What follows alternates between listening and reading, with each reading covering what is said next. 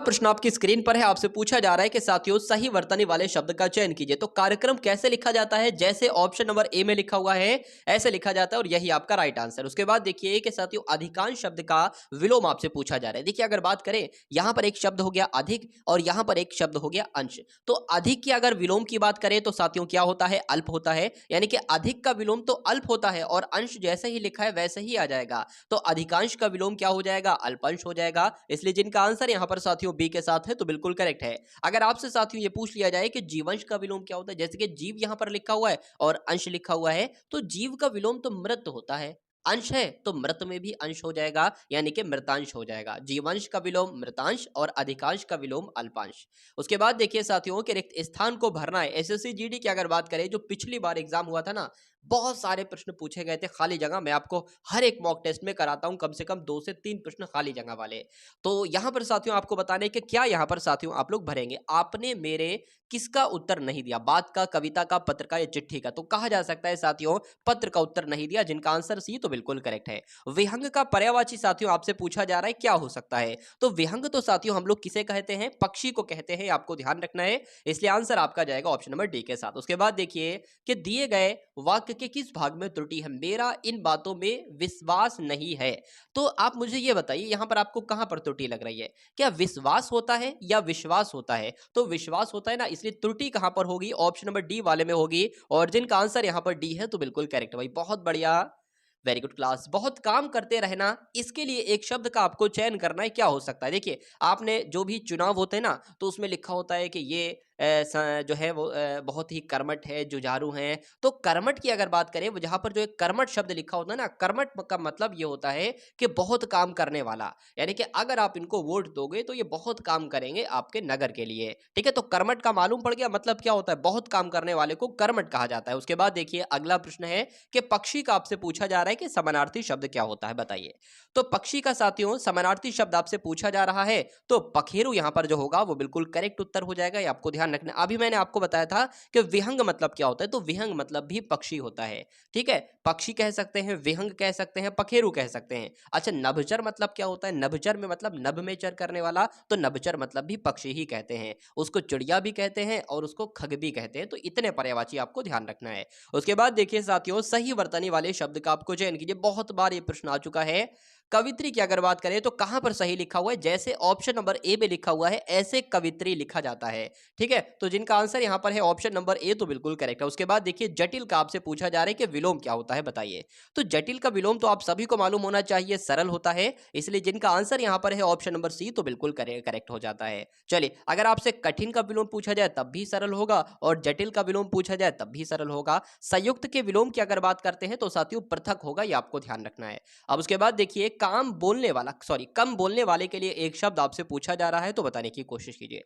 देखिए एक ऐसा बंदा है जो बहुत अधिक बोलता है, उसको तो कहा जाता है वाचाल, पहली बात आपको ध्यान रखना है। और उसके अलावा अगर बात करें, मीठा बोलने वाले को मृदुभाषी कहा जाता है। लेकिन अगर यहां पर कम बोलने वाले की बात करते हैं तो मितभाषी कहा जाता है। आपको 3 याद रखना है। कम बोलने वाले को मितभाषी, अगर बात करें जो मीठा बोलता है उसको मृदुभाषी, अगर बोले जो बहुत अधिक बोलता है उसको वाचाल कहा जाता है। ठीक है ना, इतनी जानकारी अगर आपको याद है तो बहुत अच्छी बात है। गागर में सागर भरना, ये एक मुहावरा, इस मुहावरे का अर्थ साथियों आपसे पूछा जा रहा है, बताने की कोशिश कीजिए। अगर बात करें साथियों एक, जैसे कि मान लीजिए मैं आपको ये मॉक टेस्ट दे रहा हूं 80 प्रश्नों का। अब एग्जाम में साथियों अगर इस मॉक टेस्ट से 40 के 40 डिक्टो क्वेश्चन छाप लिए गए तो कहा जा सकता है गागर में सागर। यानी कि मैंने गागर के समान एक छोटा सा मॉक टेस्ट दिया, उसमें आपको इतना ज्ञान दे दिया कि वो सागर आपके लिए बन गई। ये आपको ध्यान रखना है, ठीक है ना। तो कहा जा सकता है थोड़े में बहुत कुछ कहना, थोड़े में बहुत कुछ कहना साथियों क्या कहलाया जा सकता है? गागर में सागर कहलाया जा सकता है। मतलब दिया तो मैंने एक मॉक टेस्ट, लेकिन उसमें इतनी आपको जानकारी भर दी कि वो 10 मॉक टेस्ट के बराबर है। चलिए उसके बाद देखिए नेक्स्ट नंबर का प्रश्न आपकी स्क्रीन पर है। आपसे पूछा जा रहा है कि सही वर्तनी वाले शब्द का चयन कीजिए। तो स्वादिष्ट आपको बहुत सारी चीजें लगती होंगी, जो भी आप खाना पीना पसंद करते हैं। तो स्वादिष्ट शब्द लिखा कैसे जाता है? तो अगर आपका आंसर यहां पर है ऑप्शन नंबर डी तो बिल्कुल करेक्ट है। जिसकी आशा की गई हो उसके लिए एक शब्द आपसे साथियों पूछा जा रहा है। तो उसके लिए एक शब्द क्या होगा? प्रत्याशित होगा। ये आप लोग ध्यान रखेंगे, जिसकी आशा की गई हो उसको कहते हैं साथियों प्रत्याशित, और जिसकी पहले से कोई आशा ना की गई हो उसको कहते हैं अप्रत्याशित। ये भी आपको ध्यान रखना है। अब उसके बाद देखिए 14वें नंबर का प्रश्न आपकी स्क्रीन पर है कि सैनिक आतंकवादी के पैरों में डालकर ले गए। क्या साथियों डालकर ले गए? ये आपसे पूछा जा रहा है। पाजिब, बेड़ियां, घुंघरू या हथकड़ियां। तो अगर ये प्रश्न साथियों पिछली बार एसएससी जीडी का ही ये प्रश्न है, ये प्रश्न आया हुआ है, इसलिए जिनका आंसर यहाँ पर बी है तो बिल्कुल करेक्ट है। सामान्य की अगर बात करें तो विलोम शब्द साथियों क्या होता है, सामान्य का। तो सामान्य का साथियों विलोम क्या होगा बताने की कोशिश करेंगे, आप सभी लोग बताने की कोशिश। तो अगर आपका आंसर यहाँ पर विशिष्ट है ना तो बिल्कुल करेक्ट हो जाता है। उसके बाद देखिए साथियों, इसमें समस्त प्रमाणी मात्र का कल्याण निहित है। तो इसमें कैसा क्वेश्चन है, अच्छा भाग में त्रुटि है, कहीं ना कहीं किसी ना किसी भाग में त्रुटि है और वो त्रुटि आपसे साथियों पूछी जा रही है, बताइए। देखिए इसमें समस्त प्राणी मात्र का कल्याण निहित है, मुझे तो ये सही नहीं लग रहा है। होना क्या चाहिए, इसमें समस्त क्या, इसमें समस्त प्राणियों का कल्याण, प्राणी मात्र का कल्याण नहीं बल्कि प्राणियों का कल्याण निहित है, ये होना चाहिए। इसलिए कहां पर त्रुटि है, ऑप्शन नंबर ए वाले में त्रुटि है और यही आपका राइट आंसर है। सूर्योदय के पहले का समय वाक्यांश के लिए एक शब्द साथियों क्या होता है बताने की कोशिश कीजिए, बताइए। देखिए 2 से 3 पॉइंट यहां पर बताऊंगा, आपको ध्यान रखने, बहुत एग्जाम में पूछा जाता है। पहली बात तो मैं आपको बता देता हूं, सूर्योदय के पहले का समय जो कहलाता है वो उषा काल कहलाता है, पहली बात आपको ध्यान रखना है। दोपहर के पहले का समय अगर आपसे पूछा जाए तो साथियों पूर्वाहन कहलाता है, क्या, पूर्वाहन कहलाता है दोपहर के पहले का समय। और दोपहर के बाद का समय अपराह्न कहलाता है। इतने से पॉइंट आपको ध्यान रखना है। चलिए, मेज पर रखी हुई पुस्तक उसका नहीं है। अब यहां पर भी साथियों कुछ ना कुछ त्रुटि आपको लग रही होगी, तो क्या आना चाहिए बताइए। चलिए, मेज पर रखी हुई पुस्तक उसका नहीं है या होना चाहिए उसकी नहीं है। तो यहां पर क्या आना चाहिए साथियों, उसकी नहीं है। इसलिए सही उत्तर आपका जो जाएगा वो ऑप्शन नंबर ए के साथ जाएगा और जिनका आंसर यहां पर ए है तो बिल्कुल करेक्ट है। उसके पैर में लग गई। अब बताइए पैर में साथियों क्या लग सकती है, घुन लग सकता है या ठोकर लग सकती है, कांटा लग सकता है या टक्कर लग सकती है। तो सबसे सटीक मुझे जो लग रहा है साथियों वो ठोकर यहां पर शब्द जाना चाहिए। तो इस प्रकार आपका आंसर ऑप्शन नंबर ए हो जाता है। ऑप्शन नंबर ए नहीं बल्कि ऑप्शन नंबर बी हो जाता है। तो अब आपके सामने साथियों जीके जीएस के 20 क्वेश्चंस यहां पर हम लोग देखेंगे जो आपके एग्जाम के लिए बहुत ही इंपॉर्टेंट हैं और ये पूरी सामान्य ज्ञान के गोल्डन क्वेश्चंस भी हैं। तो पहला प्रश्न आपकी स्क्रीन पर है, बताइए इसका राइट आंसर कि राज्यसभा का सभापति कौन होता है। तो जो उपराष्ट्रपति होते हैं ना साथियों भारत के, यही राज्यसभा के सभापति होते हैं, आपको ध्यान रखना है। उसके बाद देखिए भारत के सर्वोच्च न्यायालय की स्थापना कब हुई थी। तो आप साथियों एसएससी जीडी की तैयारी कर रहे हैं, आपको ये जानना कंपलसरी है कि जो इंडिया का सुप्रीम कोर्ट है वो कब बना, उसका गठन कब हुआ, उसकी स्थापना कब हुई। तो आपको ध्यान रखना है साथियों 28 जनवरी 1950 को क्या होता है साथियों, सर्वोच्च न्यायालय की स्थापना होती है। तो जिनका आंसर यहां पर डी है तो बिल्कुल करेक्ट है। अब उसके बाद देखिए इंडिया डिवाइडेड, ये एक पुस्तक है और ये एग्जाम में बहुत पूछी जाती है, ये समझ लीजिए। हर बार हर एग्जाम में हर साल की अगर बात करें तो 3 से 4 हर साल ये क्वेश्चन रिपीट होता है, मतलब हर एक एग्जाम में, मैं किसी स्पेशल एक एग्जाम की बात नहीं कर रहा हूं। तो अगर बात करते हैं साथियों राजेंद्र प्रसाद की, तो इंडिया डिवाइडेड पुस्तक किसकी है, डॉक्टर राजेंद्र प्रसाद की है, आप लोग ध्यान रखेंगे। भारत के उच्चतम न्यायालय की प्रथम महिला न्यायाधीश कौन थी। अभी आपने देखा था कि जो भारत का उच्चतम न्यायालय है यानी कि सुप्रीम कोर्ट है, सर्वोच्च न्यायालय है, इसकी स्थापना कब हुई थी। तो 28 जनवरी 1950 को हुई थी। अब आपसे पूछा जा रहा है कि साथियों इसकी पहली महिला न्यायाधीश कौन थी। तो आपको एम फातिमा बीबी का नाम ध्यान रखना है, ये उच्चतम न्यायालय की पहली महिला न्यायाधीश थी। मधुबनी कला किस भारतीय राज्य से संबंधित है, आपको ध्यान रखना है। अगर बात करें साथियों बिहार की, जब हम बात करते हैं तो मधुबनी कला कहाँ की साथियों प्रसिद्ध है, बिहार की प्रसिद्ध है, आप लोग ध्यान रखेंगे। अगर बात करें साथियों विश्व उपभोक्ता अधिकार दिवस कब मनाया जाता है, तो ये भी बहुत इंपॉर्टेंट क्वेश्चन है। अगर बात करते हैं 15 मार्च की, तो आपको ध्यान रखना है 15 मार्च को विश्व उपभोक्ता अधिकार दिवस मनाया जाता है। 26वें नंबर का साथियों प्रश्न आप लोग देख लेंगे और बता देंगे इस क्वेश्चन का राइट आंसर आपका क्या हो सकता है। पूछा आपसे जा रहा है कि साथियों दक्षिण भारतीय वंश यानी कि विजयनगर साम्राज्य की अगर बात करें तो किसके द्वारा स्थापित किया गया था। तो हरिहर के द्वारा स्थापित किया गया था, हरिहर और बुक्का के द्वारा। जिनका आंसर यहां पर सी तो बिल्कुल करेक्ट है। सौर सेल का निर्माण करने के लिए किस तत्व का उपयोग किया जाता है। एक बात करें अगर ना तो बहुत ही टॉप लेवल का ये क्वेश्चन है कि जो सौर सेल होते हैं ना, इसका निर्माण करने के लिए हम कौन सी तत्व का इस्तेमाल किया जाता है। तो सिलिकॉन का इस्तेमाल किया जाता है, ये आप लोग ध्यान रखेंगे। निम्नलिखित में से कौन दक्षिण भारत की सबसे लंबी नदी है। अगर बात करता है यहां पर कि भारत की सबसे लंबी नदी कौन सी है, तो गंगा का नाम आता। गंगा कितनी लंबी है, तो 2525 किलोमीटर लंबी है, आपको ध्यान रखना। लेकिन दक्षिण गंगा की यहां पर बात की गई है, इसलिए गोदावरी आपका राइट आंसर हो जाएगा। यानी कि पूछे दक्षिण भारत की सबसे लंबी नदी गोदावरी नदी, भारत की सबसे लंबी नदी तो गंगा नदी। उसके बाद देखिए बर्फ से ढकी चोटियों वाली एकमात्र पर्वत श्रृंखला इसमें से कौन सी है। तो कौन सी है साथियों, हिमालय है, ये भी आपको ध्यान रखना है। अर्थशास्त्र से संबंधित है ये एक यूएनडीपी, बहुत आपने नाम सुना होगा। तो यूएनडीपी की फुल फॉर्म आपसे पूछी जा रही है, तो United Nation deregulation programme programme, तो मैं कहूंगा नहीं। यूनाइटेड नेशन डिफॉल्टिंग प्रोग्राम नहीं। उसके बाद लिखा है डिसाइंफ्लेशन प्रोग्राम नहीं साथियों, डेवलपमेंट प्रोग्राम, यानी कि यूनाइटेड नेशन डेवलपमेंट प्रोग्राम साथियों किसकी फुल फॉर्म है, तो यूएनडीपी की फुल फॉर्म है, आप लोग ध्यान रखेंगे। भारतीय संविधान का 74वां संविधान संशोधन जो हुआ था ये 1992 में हुआ था। अगर बात करिए किससे संबंधित है साथियों, तो आपको ध्यान रखना है ये नगर पालिकाओं से संबंधित है। आंसर आपका जाएगा ऑप्शन नंबर ए के साथ। बहुत बढ़िया, वेरी गुड क्लास। साथियों चैनल पर अगर नए हैं तो चैनल को बिल्कुल एकदम तुरंत सब्सक्राइब करके बेल आइकन पर क्लिक कर लीजिए, क्योंकि अगर साथियों आप एग्जाम तक इस चैनल से टच में रहते हैं और जो कंटेंट आपको दिया जाता रहेगा उसको आप वॉच करते रहेंगे, अपने मनोमस्तिष्क में स्टोर करते रहेंगे। अगर आप उसको सिर्फ सुन लोगे ना तो कहीं ना कहीं वो आपके मनोमस्तिष्क में स्टोर हो जाएगा, क्योंकि इस तरीके से साथियों बोला जाता है जो भी आप सुनते हो वो आपके मन में, आपके दिमाग में कहीं ना कहीं स्टोर हो जाता है। तो जब एग्जाम हॉल में बैठोगे, प्रश्न आपके सामने आएगा तो तुरंत आपका माइंड उसका उत्तर देगा, आप नहीं, आपका माइंड उसका उत्तर देगा, आपका मन उसका उत्तर देगा। तो बहुत ध्यानपूर्वक साथियों कंसंट्रेशन के साथ आपको क्लास को अटेंड करना है, ठीक है ना। पूछा जाए भारतीय संविधान में कितने मौलिक अधिकार थे और कितने मौलिक कर्तव्य थे, तो कितने थे साथियों, 6 तो मौलिक कर्तव्य, 6 तो मौलिक अधिकार थे, और अगर मौलिक कर्तव्य की बात करें तो 11 थे, आपको ध्यान रखना है। जिनका आंसर यहां पर ऑप्शन नंबर ए है तो बिल्कुल करेक्ट है। महाअधिवक्ता की अगर बात करें तो किसके प्रसाद पर्यंत अपने पद पर बना रह सकता है, बहुत इंपॉर्टेंट प्रश्न है। महाअधिवक्ता की बात आई है साथ यहां पर, इसलिए राज्यपाल यहां पर आपका राइट आंसर होगा, यानी कि राज्यपाल जब तक चाहे महाअधिवक्ता को अपने पद पर बना रहने के लिए कह सकता है। जिनका आंसर डी तो बिल्कुल करेक्ट है। साहित्य अकादमी की अगर बात करें साथियों, ये एग्जाम में आपसे पूछा जा सकता है, इसलिए आंसर आपका क्या आ जाएगा, तो बताने की कोशिश कीजिए, बताइए। चलिए साथियों, अगर आप सभी लोगों ने वीडियो को एक बार लाइक ना किया हो तो एक बार वीडियो को आप सभी लोग क्या कर देंगे, वीडियो को लाइक कर देंगे, और चैनल पर अगर नए हैं तो चैनल को आप सभी लोग सब्सक्राइब कर लेंगे। साथियों अगर बात करें बहुत ज़्यादा नहीं, अगर आप एग्जाम को सीरियसली तरीके से साथियों ले रहे हो ना, और आपको एग्जाम को क्रैक करना ही करना है, हर हालत में क्रैक करना है, तो आपको कुछ नहीं करना है साथियों, सिर्फ मेरे 7 मॉक टेस्ट देख लेने हैं। मेरे 7 मॉक टेस्ट को देखने के बाद आपकी जीत पक्की हो जाएगी, यानी कि एसएससी जीडी में एक सिलेक्शन आपका कोई रोक नहीं सकता। साहित्य अकादमी पुरस्कार की स्थापना साथियों कब हुई थी, आपसे पूछा जा रहा है, तो कब हुई थी, 1954 में हुई थी। 1954 में साथियों साहित्य अकादमी पुरस्कार की स्थापना हुई थी।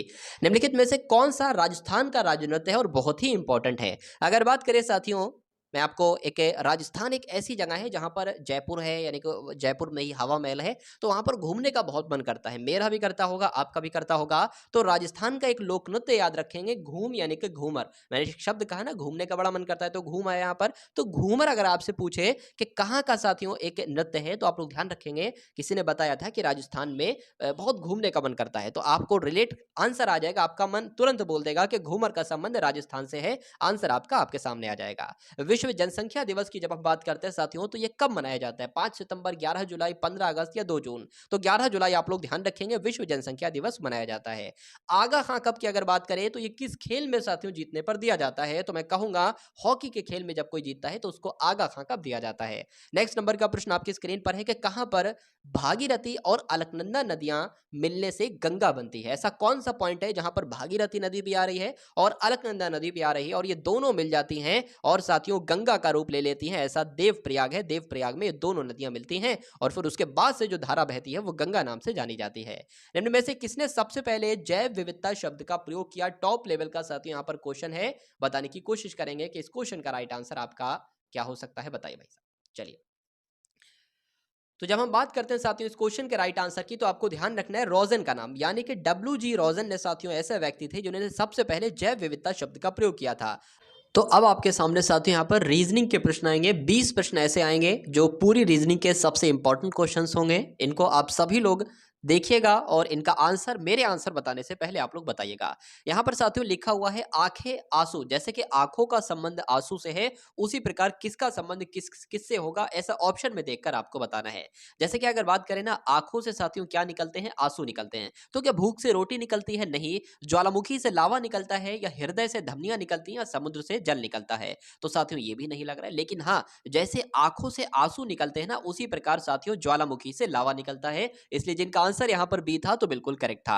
अब उसके बाद देखिए साथियों कि उस आरेख को चुनना है आपको जो नीचे दिए गए वर्गों के बीच सही संबंध का निरूपण करता है, जैसे कि ऑक्सीजन है, कार्बन डाइऑक्साइड है और वातावरण है। तो अगर साथियों यहाँ पर जब हम लोग बात करते हैं, मान लीजिए ऑक्सीजन, यहाँ पर वातावरण है, तो वातावरण में ही सब कुछ होगा। जैसे कि वातावरण मान लीजिए ये हो गया, अब इसमें ऑक्सीजन भी होगी और इसमें कार्बन डाइऑक्साइड भी होगी, ठीक है? लेकिन दोनों अलग-अलग होंगी, क्योंकि ऑक्सीजन कार्बन डाइऑक्साइड का भाग नहीं है, ठीक है? मतलब वो ऑक्सीजन कार्बन डाइऑक्साइड नहीं और कार्बन डाइऑक्साइड ऑक्सीजन नहीं है। इसलिए वातावरण के अंतर्गत ही ये दोनों होंगी कैसे? लेकिन दोनों अलग-अलग होंगी, इस प्रकार होंगी। इसलिए ऐसा साथियों कौन-सा ऑप्शन आपको लग रहा है? ऑप्शन नंबर डी वाला लग रहा है और यही आपका राइट आंसर हो जाता है। तो जिनका आंसर यहाँ पर डी था तो बिल्कुल करेक्ट था। अब उसके बाद देखिए, आपसे साथियों कथन एक आपको दिया जा रहा है और निष्कर्ष आपको दिया जा रहा है। आपको बताना है कि 4 निष्कर्ष में से कौन-सा निष्कर्ष बिल्कुल सही है। कथन लिखा हुआ है कि रॉय एक लड़का है, ठीक है? तो रॉय इतिहास और राजनीति विज्ञान पढ़ता है। रॉय ऑक्सफोर्ड यूनिवर्सिटी में पढ़ता है। 2 जानकारियाँ दी गई हैं रॉय के बारे में। एक तो इतिहास और राजनीति विज्ञान पढ़ता है, दूसरी जानकारी है कि रॉय ऑक्सफोर्ड यूनिवर्सिटी में पढ़ता है। तो निष्कर्ष क्या निकलता है?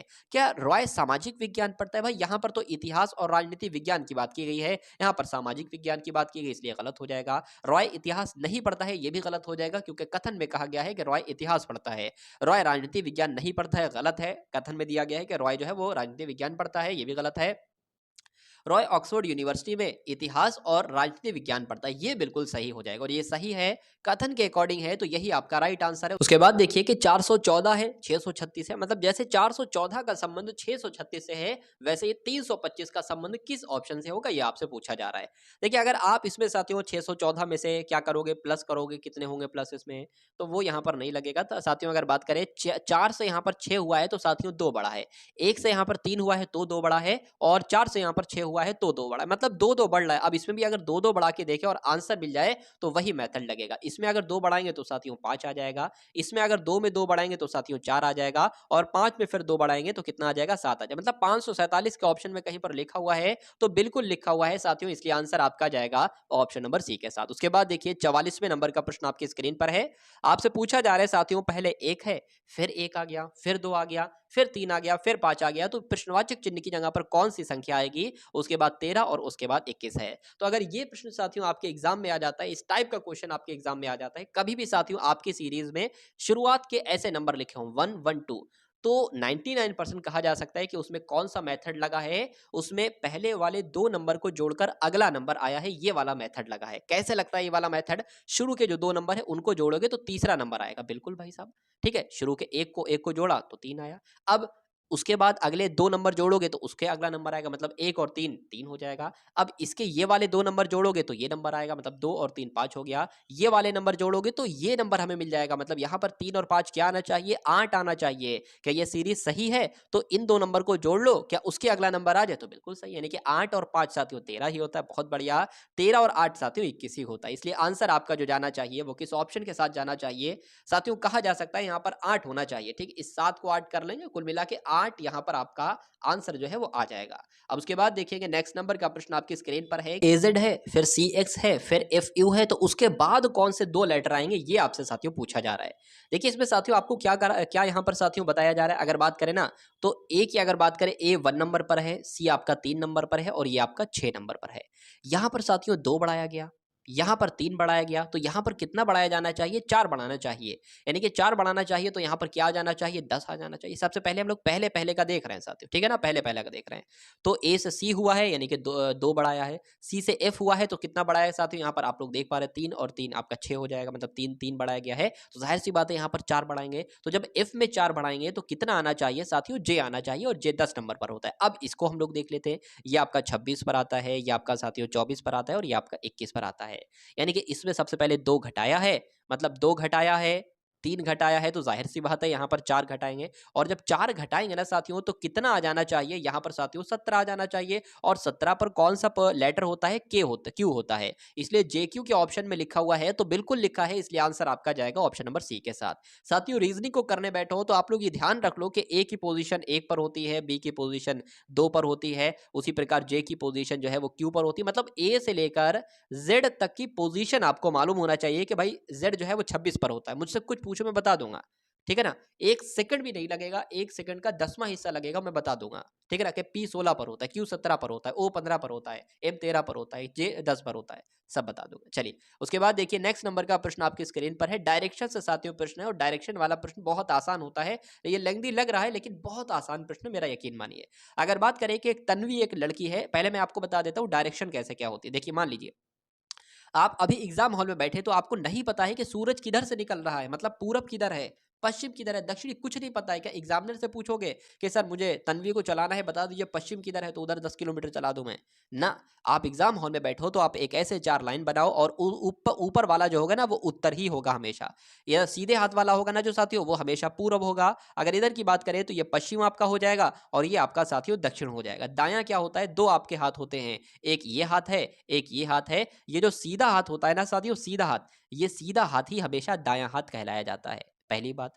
उल्टा हाथ जो होता है, उल्टा हाथ, ये हमेशा कौन सा हाथ कहलाया जाता है, यानी कि बायां हाथ कहलाया जाता है। तो इतनी जानकारी आपको ध्यान रखना है, डायरेक्शन वाला पूरा चैप्टर समाप्त हो जाएगा। एक ट्रिपलेट है वो भी मैं आपको बता दूंगा, ट्रिपलेट की यहां पर जरूरत नहीं है। चलिए, तो तन्वी एक लड़की है पश्चिम की तरफ, यानी कि आप यहां पर हो पश्चिम की तरह, इधर को है तो पश्चिम की तरफ साथियों हमने यहां पर, आप हो 10 किलोमीटर पश्चिम की तरफ, हमने तन्वी को चला दिया। फिर लिखा है दक्षिण की ओर 10 किलोमीटर, दक्षिण किधर है, नीचे की तरफ है, तो हमने नीचे की तरफ क्या कर दिया, 10 किलोमीटर चला दिया दक्षिण की तरफ। उसके बाद लिखा है फिर पूरब की ओर मुड़कर 10 किलोमीटर चलती है। पूरब किधर है साथियों, पूरब आप देख पा रहे हैं यहाँ पर लड़की, तो पूरब इधर ही तो जाएगी, तो पूरब की तरफ हमने 10 किलोमीटर चला दिया। फिर उत्तर की ओर 10 किलोमीटर चलती है। उत्तर किधर है भाई साहब, यहाँ पर आप हो, ऊपर की तरफ उत्तर है ना, तो उत्तर की तरफ आपने कितना 10 किलोमीटर चला दिया, मतलब तन्वी यहां से चली थी और लौट घूमकर यहीं पर आ गई। प्रश्न क्या पूछा जा रहा है कि वह अपनी प्रारंभिक स्थल से कितनी दूर है, यानी कि जहां से वो चली थी प्रारंभिक स्थल से कितनी दूरी, भाई साहब जहां से चली थी वहीं पर है, तो कहा जा सकता है वो कुछ भी नहीं चली, वो कुछ भी नहीं चली, ऐसा ऑप्शन है यहाँ पर। तो यहाँ पर 0 किलोमीटर है, इसलिए आंसर आपका ऑप्शन नंबर सी के साथ जाएगा। और जिनका आंसर यहाँ पर सी है तो बिल्कुल करेक्ट भाई, बहुत बढ़िया, वेरी गुड क्लास। साथियों क्लास को लाइक ना किया हो तो एक बार क्लास को लाइक करके क्लास को शेयर आप सभी लोग अवश्य कर देंगे। और इस प्रश्न को देखिए, बहुत शानदार प्रश्न आपकी स्क्रीन पर आ चुका है कि कोई कतार है उसमें ए बाएं से 15वें स्थान पर है। बहुत आसान सा प्रश्न है, ठीक है, देख रहा होगा दिखने में कठिनाई लग रही होगी लेकिन बहुत आसान सा है। मैं आपको ऐसे समझा दूंगा, पूरी मैथ, मतलब पूरी मैथ में अगर महारथी आपको बनना है, निपुण आपको बनना है, तो ये जो मॉडल पेपर वाली सीरीज चल रही है, फुल मॉक टेस्ट वाली सीरीज चल रही है, इसको साथियों डेली आप लोग लिया करो। डेली तो मैं भी नहीं डाल पाता हूँ, बहुत कोशिश करता हूँ, लेकिन हर 3 दिन में 2 ही मॉक टेस्ट डाल पाता हूँ। ठीक है, मैं पूरी, क्योंकि क्वेश्चंस को डेकोरेट करना, क्वेश्चंस को सिलेक्ट करना कि जो आपके संभावित क्वेश्चंस है, आपके एग्जाम में जो क्वेश्चंस पूछे जा सकते हैं, मैं कोशिश करता हूँ कि वही कंटेंट रखूँ। क्योंकि अब परीक्षा में बहुत ज़्यादा समय देखा जाए नहीं है, तो कुछ दिन आपके बचे हैं, अगर कुछ सही तरीके से इनको पढ़ाई के लिए दे दोगे तो सिलेक्शन आप बहुत आराम से आपका हो जाएगा। खैर, कुल मिला के बात करते हैं प्रश्न के। अगर बात करें किसी कतार में ए, मतलब कोई सबसे पहले तो कोई कतार है, तो कोई कतार हमने यहां पर बना ली। ए बाएं से, अब देखिए बायां किधर है, बायां इधर है और दायां इधर है, मतलब दाएं से कहेगा तो इधर से इधर चलेंगे, बायां कहेगा तो इधर से इधर चलेंगे। बाएं से, ए बाएं से 15वें स्थान पर है, मतलब ये पहला हो गया, ऐसे ऐसे ऐसे ऐसे करते करते ये कहीं पर, ये मान लीजिए 15वां नंबर होगा, तो ये क्या है, ये यहाँ पर ए है बाएं से। उसके बाद साथियों कहा गया है कि बी दाएं से 7वें स्थान पर है। मान लीजिए ये आखिर नंबर है और ये ऐसे ऐसे ऐसे नंबर कुछ होते होंगे, ठीक है, तो ये 7वां नंबर जो होता होगा ये बी का नंबर है। उसके बाद कहा गया कि इन दोनों के बीच में 3 व्यक्ति, यानी कि ए और बी के बीच में 3 व्यक्ति, तो 1 व्यक्ति, 2 व्यक्ति, 3 व्यक्ति हमने बना लिए। ठीक है, उसके बाद कहा गया है कि और सी जो है ना वो ए के ठीक बाएं है। सी जो है वो ए के ठीक बाएं है। ए का बायां किधर होगा, ए का दायां इधर होगा, ए का बायां इधर होगा, तो ए के बाएं में है सी। ठीक है, सी जो है ए के ठीक बाएं में है, बना लिया। सी का दाएं से कौन सा स्थान है, मतलब इधर से कौन सा स्थान है, तो यहां तक तो जो नंबर आए थे वो 7 आए थे, और 3 ये हो गए नंबर, तो 7 और 3 10 हो गए, 10 और 1 ये वाला आप जोड़ेंगे 11 हो गए, यानी कि 12वां नंबर जो है वो सी का आता है। तो क्या 12 ऑप्शन में है साथियों, बिल्कुल है, इसलिए आंसर आपका अगर है ऑप्शन नंबर डी तो बिल्कुल करेक्ट भाई, बहुत बढ़िया, वेरी गुड क्लास। अब उसके बाद देखिए नेक्स्ट नंबर का प्रश्न आपकी स्क्रीन पर है, बताइए। निम्नलिखित विकल्पों में से वह शब्द आपको चुनना है जिसे दिए गए शब्द के अक्षरों के प्रयोग द्वारा बनाया जा सकता है। मुझे देखिए साथियों यहाँ पर देखिए और बताइए, क्या ये जो शब्द लिखा है ना, इसमें जो जो लेटर हैं, मतलब जो ऑप्शन नंबर ए में लेटर हैं, क्या वो इसमें लेटर हैं, ये आपको बताना है। अगर नहीं है तो ऑप्शन नंबर बी वाले को टिक कीजिए, क्या इसमें जो लेटर हैं क्या वो इसमें लेटर हैं, ये चेक करना है आपको इस प्रकार के प्रश्न में। अगर बात करें साथियों यहाँ पर बी ए आई लिखा हुआ है, तो बी यहाँ पर कहाँ लिखा है, बी ये हो गया, ए ये हो गया, आई भाई साहब कहाँ है, आई ये हो गया, एल कहाँ पर हो गया, एल आपका ये हो गया, फिर ए बी है, दोबारा से ए बी है, तो दोबारा से ए ये हो गया, बी यहाँ पर दिख रहा है, बी भाई साहब देखिए यहाँ पर 2 बार आया है और यहाँ पर शायद एक ही बार यहाँ पर बी आया है, तो ये नहीं बन सकता। यहाँ पर भी देखिए 2 बार बी आया है और यहाँ पर एक ही बार आया था, इसलिए ये नहीं बन सकता। मीट की अगर बात करें तो एम ये हो गया, ई ये हो गया, ए ये हो गया, टी है, टी साथियों टी भी नहीं है तो ये भी नहीं बन सकता। बी एल यू ई देखते हैं साथियों, यहाँ पर हम लोग बी ये हो गया, एल ये हो गया, उसके बाद यू आपका ये हो गया, ई ये हो गया। मतलब ये जो ऑप्शन नंबर डी वाला शब्द है ये बन सकता है इन लेटर से, इसलिए आंसर आपका डी के साथ जाएगा भाई। बहुत बढ़िया, वेरी गुड क्लास। अब उसके बाद देखिए कि यदि आप कार चला रहे हैं तथा एक छोटा बालक आपकी कार से टकराकर घायल हो जाता है, तो ऐसी कंडीशन में आपको क्या करना चाहिए, ये आपसे पूछा जा रहा है, बताने की कोशिश कीजिए। कि वहां से शीघ्र भागने की कोशिश करेंगे तो नहीं, उस घायल बालक को पास में किसी डॉक्टर के पास ले जाकर चिकित्सा कराएंगे तो बिल्कुल, या घायल बालक को कुछ रुपए देकर अपना पीछा छुड़ाएंगे, नहीं, वहां पर उपस्थित लोगों से दुर्घटना के लिए क्षमा मांगेंगे। तो अगर साथियों ऐसा कभी भी हो जाए तो आपको कुछ नहीं करना है, आपको सबसे पहले उस बालक को अपने साथ ले जाना है हॉस्पिटल, उसका ट्रीटमेंट करवाना है, क्योंकि उसके लिए एक एक सेकंड जो चल रहा है ना, वो ये समझ लीजिए मौत से खेल रहा है। एक एक सेकंड उसके लिए कीमती है, तो कुछ ना करते हुए सबसे पहले उस बालक को उठाया जाए और हॉस्पिटल ले जाया जाए। आपको ध्यान रखना है, आंसर आपका अगर ऑप्शन नंबर बी तो बिल्कुल करेक्ट है। यहां पर आपको बताना है सबसे भिन्न कौन सा है, यानी कि ऑप्शन नंबर ए वाला, मतलब जो रूल इसमें लगा, मतलब 3 ऐसे ऑप्शन है जिसमें एक ही रूल लगा है, एक ही मेथड है, सही सबका सेम है, 3 सेम है, एक अलग है, ये आपको बताना है। तो सबसे पहले हम लोग यहाँ पर जानने के लिए क्या कर सकते हैं, लेटर पोजीशन साथियों यहाँ पर हम लोग लिख लेते हैं। ठीक है, तो लेटर पोजीशन की जब बात करते हैं यहाँ पर हम लोग क्यू की अगर बात करें, अच्छा एक बात यहाँ पर सेम है कि यहाँ पर भी सेम लेटर है, यहाँ पर भी सेम लेटर है, यहाँ पर भी सेम लेटर है और यहाँ पर भी सेम लेटर है। तो बात करें क्यू आपका 17 पर आता है, फिर आपका 17 आएगा, एस आपका कितने पर आता है, 19 पर आता है, और टी आपका साथियों 20 पर आता है, यू आपका 21 पर, और यू आपका फिर से 21 पर, और लास्ट में भी सेम सेम आप देख पा रहे होंगे। अगर यहाँ की बात करते हैं तो साथियों ये कितने पर आता है, 1 पर, फिर 1 पर, फिर सी आपका 3 पर, डी आपका 4 पर, और एफ आपका 6 पर, और एफ आपका 6 पर। साथियों देखिए मैं आपको समझा रहा हूं इसलिए समय लग रहा है, वरना इस एक क्वेश्चन में ये समझ लीजिए 50 सेकंड के आसपास, मुझे ऐसा लगता है कि एक आदर्श समय जो माना जाएगा इस प्रश्न के लिए वो 50 सेकंड से ज्यादा का समय नहीं लगना चाहिए। अब मैंने आपको ये भी बताया कि इसमें पहले पहले लेटर हैं वो समान है, ये सब एक सेकंड में समझा जाता है और प्रश्न को शुरू किया जाता है। ठीक है, अगर बात करें यहाँ पर भी कितने हैं, तो एम 13 पर है, यहाँ पर भी एम 13 पर है, ओ 15 पर है, ठीक है, पी आपका 16 पर है, और क्यू आपका 17 पर, और फिर से क्यू आपका 17 पर। ठीक है, जी की बात करें 7 पर है, फिर से जी 7 पर है, आई 9 पर है, और जे आपका 10 पर है, और के आपका 11 पर है, और 11 पर है। अब यहाँ पर ये एक बात देख पा रहे हो कि यहाँ पर कुछ भी प्लस नहीं हुआ है, कुछ भी प्लस नहीं हुआ है। ठीक है, कुछ भी प्लस नहीं हुआ है। यहाँ पर अगर बात करें, यहाँ पर भी कुछ भी प्लस नहीं हुआ है, सेम है। ठीक है, कुछ प्लस नहीं किया गया है। उसके बाद साथियों अगर हम लोग देखते हैं यहाँ पर 17 लिखा हुआ है।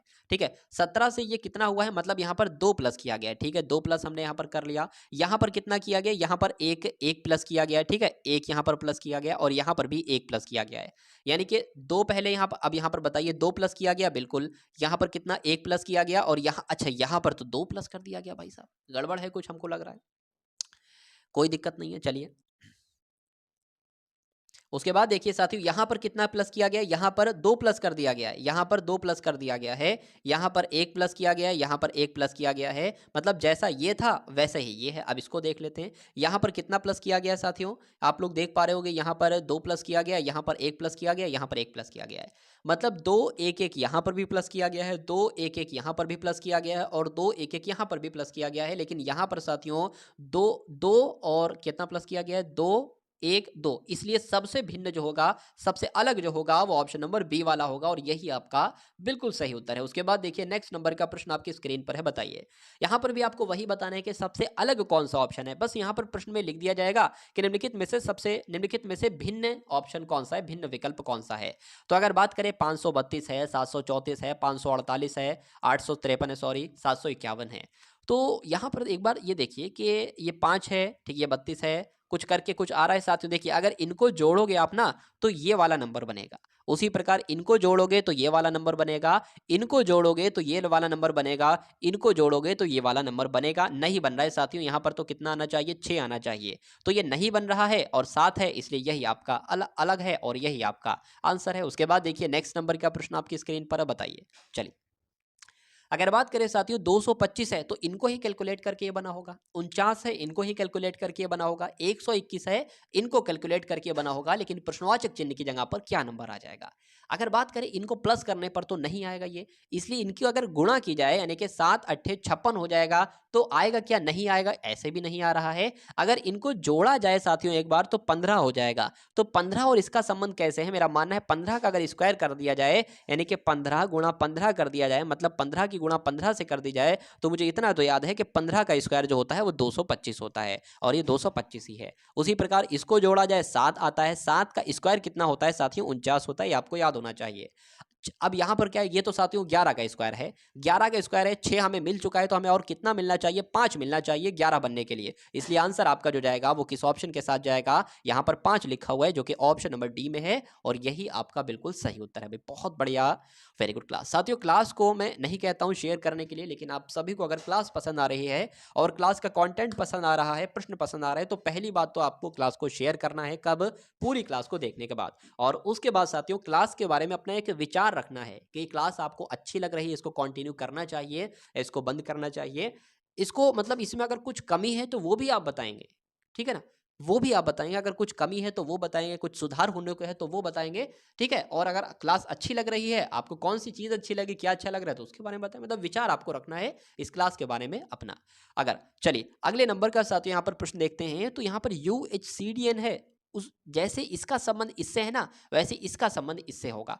अब ये कैसे? ये सीरीज वाला प्रश्न नहीं है, क्यों? क्योंकि यहाँ पर ये आ गया है, ठीक है, डबल यहाँ पर पॉइंट आ गए हैं, 4 पॉइंट आ गए हैं, यहाँ पर 2 ही हैं, तो इससे हम पहचान लगाएंगे कि इसका संबंध इससे है, तो इसका संबंध किस वाले ऑप्शन से होगा। लेटर पोजीशन आपको आना चाहिए, आंसर आपको बहुत आसानी से आ जाएगा। यू की पोजीशन होती है 21 पर, एच की 8 पर, सी की 3 पर, डी की 4 पर, इनकी 14 पर। उसी प्रकार अगर बात करते हैं साथियों, वी की आपकी 22 पर होती है, आई की 9 पर, डी की 4 पर, ई की 5 पर, ओ की 15 पर होती है। अब यहाँ पर देखिए 21 से ये 22 हुआ है, एक बड़ा है, 8 से 9 हुआ है, 3 से 4 हुआ है, 4 से 5 हुआ है, 14 से 15 हुआ है, तो इसमें भी एक एक बढ़ा देना होगा। यानी कि ओ के बाद साथियों क्या आता है? पी आता है, के के बाद क्या आता है? एल आता है, जेड के बाद क्या आता है? ए आता है, एक्स के बाद वाई आता है, डी के बाद साथियों ई आता है, और क्यू के बाद साथियों क्या आता है? आर आता है। तो प्लेयर हो गया ये। तो यहाँ पर प्लेयर कहाँ पर लिखा हुआ है? ऑप्शन नंबर सी में लिखा हुआ है, तो यही आपका आंसर हो जाता है। उसके बाद देखिए साथियों नेक्स्ट नंबर का प्रश्न आपकी स्क्रीन पर है, बताइए। चलिए 13 का संबंध, यहाँ पर क्या सीरीज है साथियों? तो मैं कहूंगा साथियों यहाँ पर सीरीज तो नहीं है, यहाँ पर भी साथियों थोड़ा सा ये टाइप नहीं हो पाया सही तरीके से। तो 13 का संबंध जैसे कि 156 से है, तो 17 का संबंध किससे होगा? हमें तो इतना पता है कि जब 13 का स्क्वायर करते हैं तो साथियों 169 आता है, लेकिन ये 169 से थोड़ा सा कम है। देख लेते हैं कितना कम है, देख लेते हैं साथियों कितना कम है। 156 हो गया, ठीक है, 3 बचा, यहाँ पर 1 बचा, अरे भाई 13 ही कम है। मतलब 13 का स्क्वायर में 13 कम कर दोगे तो ये मिल जाएगा। उसी प्रकार 17 का स्क्वायर होता है साथियों 289, और अगर 289 में यही 17 अगर माइनस कर दें तो क्या हमें ये नंबर मिलेगा? देख लेते हैं साथियों, 2 बचा, 7 बचा, 2, यानी कि 272 के ऑप्शन में है, तो बिल्कुल है, और यही आपका आंसर हो जाता है भाई। बहुत बढ़िया, वेरी गुड क्लास। चलिए उसके बाद देखिए नेक्स्ट नंबर का प्रश्न है कि नीचे प्रश्न आकृतियों में दिखाए गए अनुसार कागज को आपको मोड़ना है, काटना है और खोलना है, 3 स्टेप करना है। उसके बाद बताना है कौन सी आकृति आपको दिखेगी। प्रश्न आकृति ऊपर है, उत्तर आकृति नीचे है, ABCD 4 ऑप्शन है। चलिए देखिए आपके पास मान लीजिए ये एक छोटा सा कागज का टुकड़ा है, ठीक है, जितना आपको बता रहा हूं उतना आप समझिए। अभी ये एक कागज का टुकड़ा है, आप इस कागज के टुकड़े को यहां से मोड़ते हो, यानी कि इस पूरी पालट को इसके ऊपर कर देते हो, तो जाहिर सी बात है कागज आपके सामने कैसे आ जाएगा? इतना आपके सामने अब कागज आपको दिखेगा। अब दूसरी स्टेप में आप क्या करते हो? इस वाली पालट को इसके ऊपर ले आते हो, यानी कि कागज को यहां से मोड़ देते हो, ठीक है। तो अब आपके सामने जो कागज दिखेगा ना, वो कुछ इस प्रकार का दिखेगा कागज, ठीक है, इतना बड़ा आपको दिखेगा। अब आप क्या करते हो? उसमें से इतना ये वाला पार्ट काट कर फेंक देते हो, तो अब एक तो यहां पर गड्ढा हो जाएगा। अब जब इसको इस तह यानी कि ये तह खोलोगे तो एक साथियों यहां पर भी गड्ढा आपको दिखना चाहिए, ठीक है। अब इस वाली तह को ऐसे में खोलोगे, यानी कि इधर लाओगे तो इधर भी एक आपको गड्ढा दिखेगा, ठीक है। इस टाइप से बन नहीं पाया, एक सेकेंड। यहां पर भी आपको एक साथियों गड्ढा दिखेगा, ठीक, और यहां पर भी आपको एक गड्ढा दिखेगा। तो कुल मिला के आकृति कैसी बनेगी? ऐसी आकृति बनेगी, यही आपसे पूछा जा रहा था। तो ऐसी आकृति आपको कौन से ऑप्शन में नजर आ रही है? मुझे तो साथियों ऑप्शन नंबर सी वाले में नजर आ रही है, और यही आपका आंसर हो जाएगा। यानी कि कौन सा आंसर होगा? सी ऑप्शन होगा, और जिनका आंसर यहां पर ऑप्शन नंबर सी है, तो बिल्कुल करेक्ट भाई, बहुत बढ़िया, वेरी गुड क्लास। अब उसके बाद देखेंगे नेक्स्ट नंबर का प्रश्न आपकी स्क्रीन पर है, बताने की कोशिश कीजिए कि संख्याओं के समान समूह को उनके सामान्य गुणों के आधार पर चुनिए। यानी कि जो इसमें लगभग लगभग मेथड लगा है, वही मेथड कौन से ऑप्शन में होगा? ऑप्शन आपके सामने साथियों कितने हैं? 4 ऑप्शन है। अगर बात करें 72 है, 66 है, ठीक है, या 96 है, तो इसका जैसे कि संबंध है वैसे ही आपको बताना है। थोड़ा सा अच्छे लेवल का बढ़िया सा क्वेश्चन है, तो जल्दी से साथियों बताने की कोशिश करेंगे कि इस क्वेश्चन का राइट आंसर आपका क्या हो सकता है, बताइए। देखिए मेरी तो इतना समझ में आ रहा है कि ये भी 6 से कट जाएगा बहुत आराम से, यानी कि 6 कम 6 6 दूना 12। ये भी 6 से कट जाएगा 11 आ जाएगा, ये भी 6 से कट जाएगा 6 कम 6 और 6 छंग 36। तो मुझे ये बताइए क्या ऐसा कोई नंबर, जरूरी नहीं 6 ही ले, 5 भी ले सकते हैं, 10 भी ले सकते हैं, 8 भी ले सकते हैं, 9 भी ले सकते हैं। तो मुझे तो ऐसा कोई नंबर नहीं लग रहा है कि जो इन तीनों नंबर्स को कट करे। ठीक है, आगे बढ़ते हैं हम लोग। क्या मुझे कोई एक ऐसा नंबर यहां पर हम ढूंढ सकते हैं जो इन तीनों नंबर को कट कर सकता है? नहीं। क्या ऐसा कोई नंबर है जो इन तीनों नंबर को कट कर सकता है? लेकिन क्या कोई ऐसा नंबर है साथियों जो इन तीनों नंबर को कट कर सकता है? तो मैं कहूंगा बिल्कुल 11 एक ऐसा नंबर है। 11 पंजे 55, 11 छंग 66, 11 सत्ते 77। इसलिए आंसर आपका जो जाएगा वो ऑप्शन नंबर डी के साथ जाएगा, और जिनका आंसर यहाँ पर डी है तो बिल्कुल करेक्ट है। सुरेश अनिल से भारी है, ठीक है, लेकिन उतना भारी नहीं जितना राजू है। ये भी प्रश्न बहुत आसान है। देखिए जो भी प्रश्न आपको देखने में जितना कठिन लगता है या लेंदी लगता है, तो सबसे पहले आप तो ये माना करो ये प्रश्न मेरे सामने कुछ नहीं है, बहुत आसान प्रश्न है। क्योंकि जिस चीज को आप जैसा मानते हो वो चीज आपके लिए वैसा ही बन जाती है। ठीक है ना, इसलिए बहुत आसान प्रश्न मैं इसलिए कहता हूं कि आपका जो डर है वो थोड़ा सा डर खत्म हो जाए। ठीक है, तो बहुत आसान सा प्रश्न, इसमें कुछ नहीं करना है कि सुरेश अनिल से भारी है, जितना कहा जाए उतना साथियों कर दो। तो सुरेश अनिल से भारी है, सुरेश जो है ना अनिल से भारी। अच्छा, भारी जो होगा उसको हम ऊपर रखेंगे। ठीक है, इसमें पूछा जा रहा है इसमें से सबसे हल्का कौन सा है, तो सबसे पहले जितना कहा गया उतना साथियों हम लोग यहां पर कर लेते हैं। तो कहा गया है सुरेश जो है वो अनिल से भारी है, सुरेश, यहां पर सुरेश लिख लिया। सुरेश जो है ना वो अनिल से भारी, यानी कि जाहिर सी बात है तो अनिल साथियों नीचे आ जाएगा, अनिल यहां पर नीचे लिख दिया। लेकिन उतना भारी नहीं है जितना कि राजू है। कहा जा रहा है कि साथियों सुरेश की अगर बात करते हैं, सुरेश जो है वो है तो अनिल से भारी, ठीक है, लेकिन उतना भारी नहीं है जितना राजू है। तो राजू का मतलब वजन ज्यादा है भाई साहब, राजू का वजन ज्यादा है। उसके बाद कहा गया है साथियों कि अनिल जैश से भारी है, अनिल जैश से भारी है, यानी कि जैश नीचे आ जाएगा, जैश नीचे आ जाएगा। ठीक है, कृष्ण सुरेश से भारी है, कृष्ण जो है वो सुरेश से भारी है, तो कृष्ण यहां पर आ जाएगा। अब कृष्ण यहां पर लिखें या हो सकता हो यहां पर लिखें, कुछ नहीं पता। तो कहा जा रहा है कि कृष्ण सुरेश से भारी है, या तो यहां आएगा कृष्ण या तो यहां आएगा, लेकिन राजू से हल्का है। लो समझ में आ गया, ठीक है, राजू से हल्का है, यानी कि कृष्ण जो है ना वो राजू के नीचे आएगा और सुरेश के ऊपर जाएगा। तो इसमें कहा गया, आपसे प्रश्न बहुत सारे पूछा जाता कि बताइए सबसे भारी कौन सा है, राजू है। पूछा जाता बीच का वजन किसका है, तो सुरेश का है। लेकिन इसमें पूछा जा रहा है कि इसमें सबसे हल्का कौन सा है, तो सबसे हल्का तो साथियों जयेश है। और जयेश कौन से ऑप्शन में साथियों आप देख पा रहे होंगे, ऑप्शन नंबर सी में है, इसलिए सॉरी ऑप्शन नंबर सी, सी की तरह सी तो साथियों नीचे है। तो इस प्रश्न का सही जवाब आपका ऑप्शन नंबर सी हो जाता है, जयेश। अब उसके बाद देखिए नेक्स्ट नंबर का प्रश्न आपकी स्क्रीन पर है साथियों। बताने की कोशिश करेंगे कि इस क्वेश्चन का राइट आंसर आपका क्या हो सकता है। यदि P प्रदर्शित करता है भाग को, यानी कि जहां पर भी P लिखा होगा वहां पर आप साथियों क्या मान लेंगे, भाग का निशान आप रख देंगे, इतना तो कर सकते हैं। जहां पर R लिखा होगा वहां पर आप योग का निशान यानी कि प्लस का निशान रख देंगे। जहां पर T लिखा होगा वहां पर आप घटाना यानी कि माइनस का निशान रख देंगे। जहां पर V लिखा होगा वहां पर गुणा का निशान रख देंगे। जैसे कि 12 लिखा है ना, तो 12 आप ऐसे ही लिख देंगे। और V का मतलब क्या था, V का मतलब तो साथियों गुणा था, तो गुणा रख देंगे। उसके बाद 4 रख लेंगे। R का मतलब क्या था, R किधर गया, R का मतलब था साथियों योग, तो आप प्लस रख देंगे। ठीक है, अब 16 लिख देंगे। और P का मतलब क्या है, P का मतलब है भाग, तो साथियों भाग का निशान रख देंगे और 8 लिख लेंगे और 6 लिख लेंगे। T की अगर बात करें तो ये घटाने का निशान है। अब आपने एक रूल पढ़ा होगा साथियों, किसका, बोर्ड मास का रूल, बोर्ड मास का रूल पढ़ा होगा साथियों, आपने पढ़ा होगा बिल्कुल। चलिए, बोर्ड मास का रूल क्या कहता है कि कभी भी आपको सबसे पहले ब्रैकेट ऑफ यानी कि ब्रैकेट दिखता है तो उसको सॉल्व करो। उसके बाद डिवाइड यानी कि साथियों भाग को सॉल्व करो। उसके बाद साथियों मल्टीप्लाई यानी कि गुणा को सॉल्व करो। और उसके बाद एडिशन को सॉल्व कर सकते हो। और उसके बाद सब्सट्रैक्शन को सॉल्व कर सकते हो। तो इसमें सबसे पहले हमें डिवाइड को ही तो सॉल्व करना पड़ेगा। जब इसको सॉल्व करेंगे तो साथियों 2 आ जाएगा, -6 आ जाएगा, प्लस आ जाएगा। अब उसके बाद कहा गया इसमें गुणा को सॉल्व करो, तो गुणा को सॉल्व करते हैं। तो 12 चौक कितने होता है साथियों, 12 चौक आपका 48 हो जाता है। अगर बात करते हैं साथियों कि 48 की अगर बात करें, 48 हो जाएगा ये, ठीक है, या तो इसको जोड़ लो भाई साहब, ये 50 हो जाएगा। 50 - 6 आपका कितना हो जाएगा, 44 हो जाएगा। क्या 44 साथियों ऑप्शन में है, तो मैं कहूंगा होना तो चाहिए, और है भी ऑप्शन नंबर डी में, इसलिए आंसर आपका किस ऑप्शन के साथ जाएगा, ऑप्शन नंबर डी के साथ जाएगा। और अगर आपका आंसर यहां पर डी है तो बिल्कुल करेक्ट है। उसके बाद देखिए नीचे दिए गए विकल्पों में से संबंधित शब्द आपको चुनना है। जैसे कि प्लग एक रोग होता है, प्लेग, तो प्लेग का संबंध जैसे चूहे से है, वैसे ही रेबीज का संबंध किस जानवर से होगा। तो अगर बात करते हैं साथियों चूहा रिप्लेग रोग फैलाता है, चूहे के काटने से प्लेग रोग हो सकता है, उसी प्रकार रेबीज किस जानवर के काटने से होता है? तो मैं कह सकता हूं कुत्ते के काटने से रेबीज होता है। इसलिए जिनका आंसर यहां पर अगर है ऑप्शन नंबर बी के साथ तो बिल्कुल करेक्ट है। चलिए अब उसके बाद देखिए साथियों, यहाँ पर ये कुछ नहीं है, सिर्फ प्लस है ये, ठीक है, क्या है, सिर्फ प्लस है ये। तो अगर यहाँ पर बात करते हैं इस सवाल को कैसे करेंगे आप, तो 1/2 लिखा है, 1/2 लिख लिया, प्लस लगा है, प्लस लिख लिया, 1/2 लिखे, 1/2 लिख लिया। अब यहाँ पर साथियों भाग का जो निशान होगा इसको आप गुणा में तब्दील करेंगे, जब गुणा में इसको बदलेंगे, लेकिन एक शर्त है गुणा में बदलने के लिए, जब भाग के निशान को गुणा में बदलेंगे तो ये जो नंबर लिखे ना इनकी उल्टा पलटी कर लें। जैसे 1/2 लिखा हुआ है ना, तो 2/1 कर लें, इससे आसान पता क्या होगा, आसानी, इस 2 से ये 2 कैंसिल हो जाएगा। अब बचेगा क्या, 1/2 जैसा लिखा था वो लिख देंगे, प्लस लिख देंगे। अब कुल मिला के यहाँ पर 1 बचेगा, मतलब 1/1 कह सकते हैं, ऊपर भी 1 नीचे भी 1, 2 से 2 कट गया।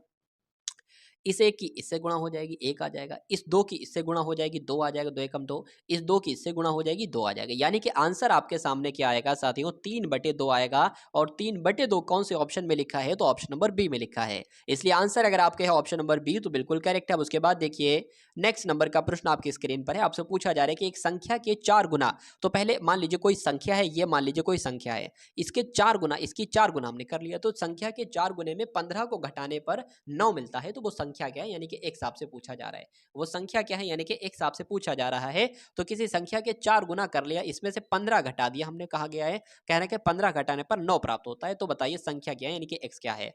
तो 4x बराबर 9 आ जाएगा, ये 15 माइनस का है, उधर जाएगा तो प्लस का हो जाएगा, यानी कि 15 प्लस का 15 हो जाएगा, ठीक है। 4x बराबर कितना हो जाएगा साथियों, 9 और 15 आपका कितना होता है साथियों, 24 होता है। अब x बराबर क्या हो जाएगा, 24/4 आपका हो जाएगा। कट करोगे साथियों तो x बराबर क्या आ जाएगा, क्योंकि 4 4 पंजे 20, 4 छंग 24 आपके होते हैं, ठीक है। x बराबर 6 आंसर आ जाएगा, और 6 कौन से ऑप्शन में, ऑप्शन नंबर ए वाले में है। अब उसके बाद देखिए साथियों नेक्स्ट नंबर का प्रश्न आपकी स्क्रीन पर है कि 14% वार्षिक ब्याज की दर से किसी निश्चित राशि का 3 वर्ष का साधारण ब्याज 235.20 है, तो मूलधन बताइए, यानी कि p बराबर आपसे पूछा जा रहा है। तो साधारण ब्याज का फॉर्मूला आपको मालूम होगा और उसको लगाने की जरूरत भी नहीं, क्योंकि साधारण ब्याज तो दे रखा है। यहाँ पर मूलधन पूछा जा रहा है, तो मूलधन का सूत्र क्या होता है वो मैं आपको बता देता हूँ। मूलधन बराबर होता है एसआई, मतलब साधारण ब्याज इंटू 100 अपॉन में क्या आ जाएगा, ब्याज आ जाएगा, यानी कि दर आ जाएगी, आर हो जाएगा, और साथियों समय हो जाएगा।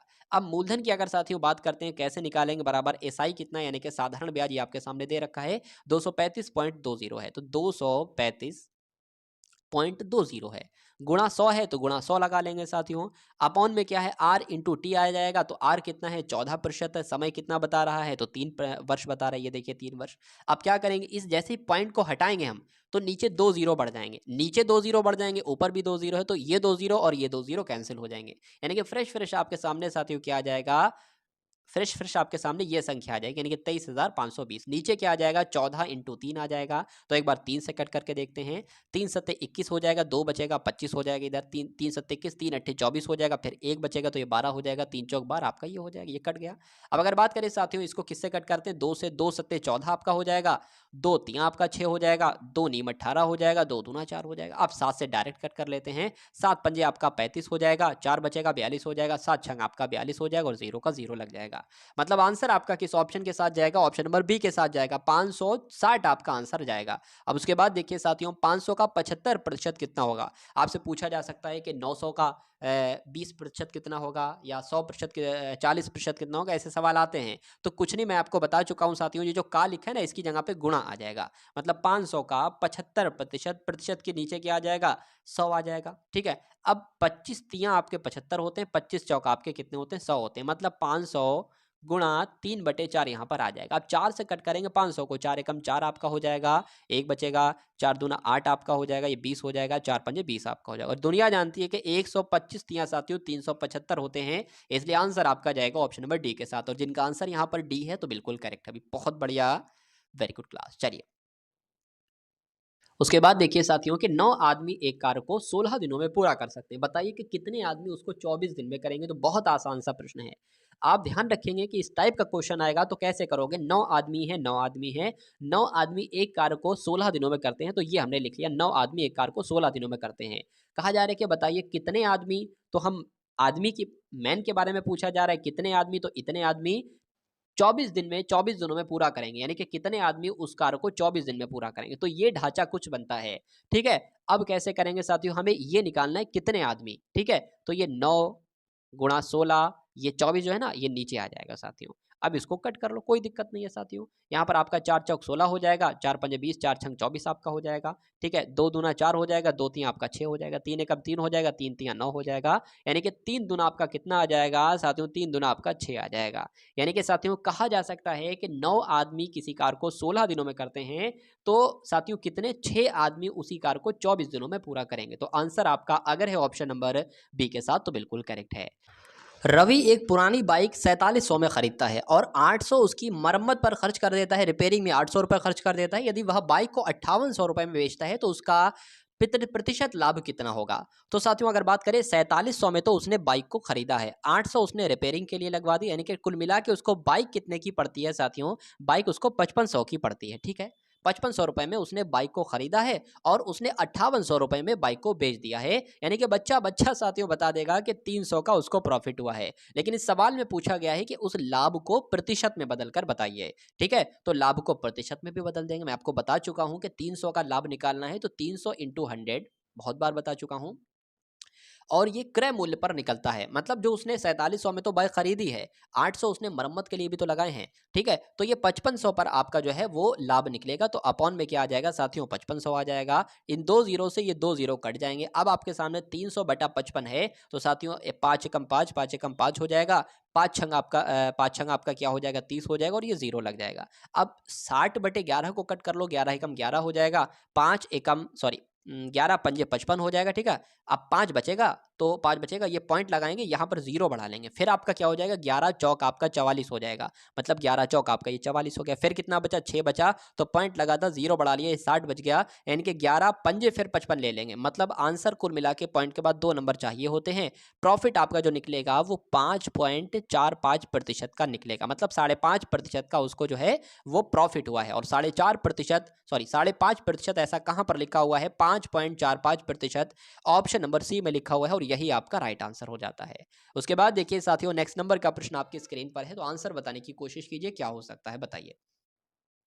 चलिए, यदि एक वर्ग का विकर्ण 20 मीटर हो तो वर्ग का क्षेत्रफल कितना होगा। वर्ग की अगर बात करें तो वर्ग साथियों कैसे बन सकता है, वर्ग कुछ इस प्रकार से बनता है, ठीक है, जिसकी चारों भुजाएं बराबर होती हैं। कह रहे हैं कि वर्ग का विकर्ण, ये विकर्ण क्या शब्द है, विकर्ण की अगर बात करें तो ये जो होता है ना साथियों, ये इसकी लंबाई जो होती है, जो अभी मैंने रेखा खींची, इसकी साथियों 20 लंबाई है, ये विकर्ण होता है।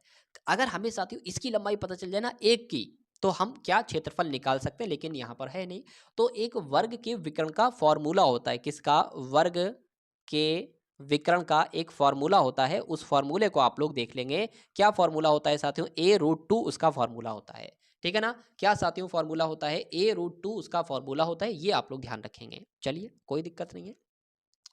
तो वर्ग का विकर्ण तो यहाँ पर बताया गया है कि 20 है, ठीक है, यानी कि a√2 की वैल्यू क्या यहाँ पर बताई गई है, 20 है। तो a की वैल्यू हमें पता चल गई, a बराबर क्या हो जाएगा, 20/√2 हो जाएगा, 20/√2 हो जाएगा। मतलब मैं आपसे ये बता रहा था अभी कुछ देर पहले कि इसकी लंबाई अगर हमें पता चल जाए ना, तो हम वर्ग का क्षेत्रफल निकाल सकते हैं। तो इसकी लंबाई हमें पता चल गई है, ये हम a मानते हैं, ये भी a मानते हैं, ये भी a मानते हैं, ये भी और ये भी, और a हमें पता चल गया है। और वर्ग का क्षेत्रफल का फॉर्मूला क्या होता है साथियों, a² होता है, a² होता है। a की वैल्यू क्या है, 20/√2 है, यानी कि इस पर क्या आ जाएगा, 20/√2 पर क्या आ जाएगा साथियों, क्या आ जाएगा, स्क्वायर आ जाएगा। तो जब 20 का स्क्वायर निकालेंगे तो साथियों 400 हो जाएगा। लेकिन रूट की अगर बात करें ना, कि रूट के ऊपर अगर हम इस तरह से लिखते हैं साथियों, देखिए √2 इंटू √2, तो सिर्फ 2 निकल कर आता है, मतलब 2 बचता है, तो इसलिए यहाँ पर 2 आ जाएगा। अब ये 2 400 से कटेगा तो साथियों 200 आ जाएगा, इसलिए आंसर आपका जो जाएगा वो 200 वर्ग मीटर के साथ जाएगा, ऑप्शन नंबर बी के साथ। उसके बाद देखिए साथियों, नेक्स्ट नंबर का प्रश्न आपकी स्क्रीन पर है। आपसे पूछा जा रहा है कि एक व्यक्ति अपने वेतन का 65% खर्च करता है और प्रतिमाह 5250 की बचत करता है, उसकी मासिक आय कितनी है। तो अच्छा सवाल है साथियों, यहाँ पर एक व्यक्ति अपने वेतन का 65% खर्च करता है। खर्च, ये एक क्या लिखा, एक कुछ नहीं होगा, ये देखिए 65% जब खर्च करता है तो कहा जा सकता है कि 35% बचाता होगा, ठीक है, अरे भाई 100% उसकी आय है, जब 65 रुपए खर्च कर लेता है तो 35 ही तो बचेंगे। लेकिन यहाँ पर ये कहा गया है कि 5250 रुपए की बचत करता है, यानी कि जो 35% है ना, ये किसके बराबर है साथियों, 5250 रुपए के बराबर है। जब साथियों हमें ऐसी कंडीशन मिल जाए कि 10% जो है ना, 10% जो है ना वो 250 है, तो 100% बहुत आराम से हम निकाल लेते हैं। कैसे निकाल लेते हैं साथियों, ये 10 इधर आ जाएगा, मतलब 250 बटे में 10 आ जाएगा, और 100% इसको बनाना है तो 100 से गुणा हो जाएगी, ये निकल जाएगा, इससे ये कट जाएगा, मतलब 2500 बन जाएगा। ठीक है, तो इतना तो समझ में आपको आ गया होगा। अगर बात करते हैं साथियों यहाँ पर, अब हम शुरुआत कर देते हैं इस प्रश्न की। जब 35% 5250 है तो 100% साथियों कितना होगा, ये हम सबसे पहले निकाल लेते हैं। 5250 अपॉन में साथियों 35 और गुणा में क्या कर देंगे, 100 कर देंगे। ठीक है, चलिए अगर बात करते हैं साथियों यहाँ पर 5 से, तो 5 दूना आपका 10 हो जाएगा, 20 हो जाएगा, ये 5 सत्ते आपके 35 हो जाएंगे, 7 एकम 7 हो जाएगा, 7 सत्ते आपका 49 हो जाएगा, 3 बचेगा, ये 35 हो जाएगा, 7 पंजे आपका 35 हो जाएगा, और ये आ जाएगा, मतलब एक तरफ है 750 और गुणा 20 है, मतलब 75 दूना होते 150 और 2 जीरो और लग जाएंगे, इसलिए 15,000 आपके बन जाएंगे। तो उसकी मासिक आय कितनी होगी, यानी कि 100% जो है वो अमाउंट कितना होगा, 15,000 होगा, इसलिए जिनका आंसर यहाँ पर ए है तो बिल्कुल करेक्ट है। उसके बाद देखिए नेक्स्ट नंबर का प्रश्न आपकी स्क्रीन पर है कि एक व्यापारी के पास कुछ वस्तुएं हैं, 40% वस्तुएं बेचने के बाद उसके पास 420 वस्तुएं बचती हैं, उसके पास कुल कितनी वस्तुएं, सेम पिछली बार की तरह यह प्रश्न है। एक व्यापारी के पास कुछ वस्तुएं हैं, 40% जब उसने वस्तुएं बेच दी तो जाहिर सी बात है उसके पास 60% वस्तुएं बची, लेकिन इसमें कहा जा रहा है कि 420 वस्तुएं बची, तो यानी कि 60% की जो वैल्यू है वो 420 के बराबर है। इसको भी 100% में बदल लो, क्योंकि यही तो आपसे पूछा जा रहा है कि कुल कितनी वस्तुएं हैं, तो 420 भाग 60 गुणा 100 गुणा गुणा 100 आपका आ जाएगा। इसको कैलकुलेट कर लो, इस जीरो से ये जीरो कट जाएगा, 6 छंग 36, 6 सत्ते 42 हो जाएगा, 7 गुणा 100 आपका 700 हो जाएगा, यानी कि आंसर आपका आपके समक्ष जो आएगा वो ऑप्शन नंबर बी के साथ जाएगा, और जिनका आंसर यहाँ पर बी है तो बिल्कुल करेक्ट है।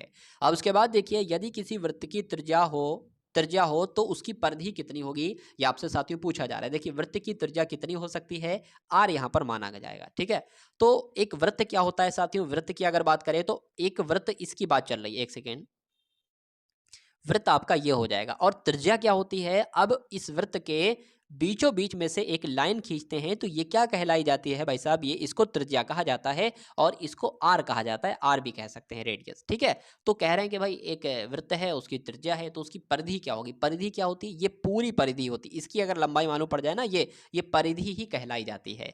तो अरे भाई साहब, ये जो इसका एक सूत्र आएगा, वृत्त की परिधि, वृत्त की परिधि बराबर होता है 2πr। तो यही तो आपसे पूछा जा रहा है, वृत्त की परिधि क्या है, 2πr होती है। तो 2πr साथी हो सकता हो ये आपका पाई बना हो, सही तरीके से टाइप ना हो पाया, 2πr, इसमें भी दिक्कत है, मतलब 2πr कुल मिला के आपका आंसर आ जाएगा। देखिए होता क्या है, मैं आपको बता देता हूं, अगर प्रश्न को चेंज करना होता ना, तो आपसे ये कह दिया जाता कि ये 7 है, यानी कि यदि किसी वृत्त की त्रिज्या कितनी है, आर ना लेकर 7 ले लेते, 7 ले लेते या कुछ भी ले लेते, 7 हो तो उसकी परिधि बताइए, वृत्त की परिधि बताइए। तो वृत्त की परिधि का सूत्र तो आपको पता है 2πr होता है। अब 2 की जगह पर 2 लग देंगे, 22 की वैल्यू होती है 22/7, और आर की वैल्यू यहाँ पर दे रखी है, त्रिज्या ये आर ही तो होती है, तो 7 आ जाएगी, मतलब 7 से 7 कैंसिल हो जाएगी, और 22 दूना कितना होता है, 44 होता है, तो 44 हमारा आंसर आ जाएगा।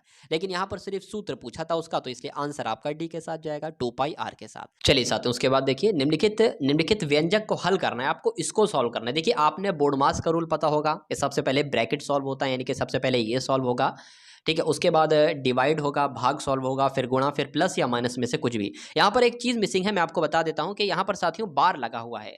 अब बार का क्या काम होता है, कभी भी ऐसे प्रश्न में आपको बार दिखे ना, तो आप सबसे पहले उसको सॉल्व करो जिसके ऊपर बार लगा हुआ है। ये भी आप नहीं देखोगे कि माइनस का 8 है, माइनस का 5 है, तो ये दोनों प्लस हो जाएंगे ना, ये दोनों साथियों माइनस होंगे, क्योंकि बार माइनस के ऊपर नहीं है, 8 - 5 के ऊपर है। तो इसकी वैल्यू क्या आएगी साथियों, 8 में से 5 जाएगा तो इसकी वैल्यू आ जाएगी साथियों 3। यहाँ पर क्या वैल्यू आ गई, 3 वैल्यू आ गई। अब यहाँ पर क्या आ जाएगा, जैसे 7 लिखा था वैसे ही 7 यहाँ पर लिखा हुआ है। अब अगर साथियों बात करें तो 7 में से 3 जाएगा, कितना बचेगा साथियों, 7 में से 3 जाएगा आपका 4 बचेगा, ये ब्रैकेट में है अभी भी। अब यहाँ पर 2 है प्लस आपका 6 है, ठीक है, इतना मैं लिख रहा हूँ अभी, इतना ये अब इसको नहीं सॉल्व कर रहे क्योंकि अंदर अंदर वाला जो है पहले उसको सॉल्व करना है। अब साथियों इसकी ये एक तरीके से गुणा ही तो लगा है, तो 2 चौक आपके कितने हो जाएंगे, 8 हो जाएंगे, प्लस आपका कितना हो जाएगा, 6 हो जाएगा। ठीक है, तो 6 8 आपके कितने हो जाएंगे, 14 हो जाएंगे। लेकिन 14 किसका मान आया है, यहाँ से लेकर तक का साथियों, यहाँ तक का 14, इस पूरे का 14 मान आया है, लेकिन ये माइनस लगा है तो ये आपका साथियों क्या आ जाएगा, माइनस आ जाएगा। फिर यहाँ पर क्या आ जाएगा साथियों, 5 आ जाएगा। अब इसको सॉल्व करना है और 18 लिखा है, ये भी हम लोग यहाँ पर जो है वो लिख लेते हैं। ठीक है ना, चलिए। अब अगर साथियों बात करें 5 में से 14 यानी कि 14 में से 5, तो माइनस का माइनस होगा और माइनस का ही नंबर आएगा। तो 14 में से 5 जाएगा, माइनस का 9 बचेगा, ये ब्रैकेट के अंदर है अभी भी, और ये माइनस 18। अब माइनस माइनस क्या होगा साथियों, माइनस माइनस आपका हो जाएगा प्लस। ठीक है, 9 और 18, मतलब 18 प्लस 9 साथियों कितने होते हैं, 27 होते हैं। आपको ध्यान रखना है, इसलिए आंसर आपका किस ऑप्शन के साथ जाएगा, तो ऑप्शन नंबर बी के साथ जाएगा, और जिनका आंसर यहाँ पर बी है तो बिल्कुल करेक्ट है। उसके बाद देखिए साथियों, नेक्स्ट नंबर का प्रश्न आपकी स्क्रीन पर है। आंसर आपको साथियों बताना है क्या इस प्रश्न का बिल्कुल सही जवाब हो सकता है। चलिए, यहाँ पर भी साथियों सही तरीके से टाइप नहीं हो पाया है। ठीक है, ये जो घात है ना, घातें हैं, ये घातें नीचे आ गई हैं। सही तरीके से सवाल कैसे होना चाहिए मैं आपको बता देता हूँ। सवाल ये है, 3 की घात आपकी 7 है, और गुणा है, फिर 3 की घात साथियों कितनी है, 4 है, और फिर भाग का निशान है साथियों, और 3 की घात कितनी है, 8 है। इसको आपको सरलीकृत करना है। अगर ये प्रश्न आ जाए तो 2 बातें मैं आपको बताऊंगा।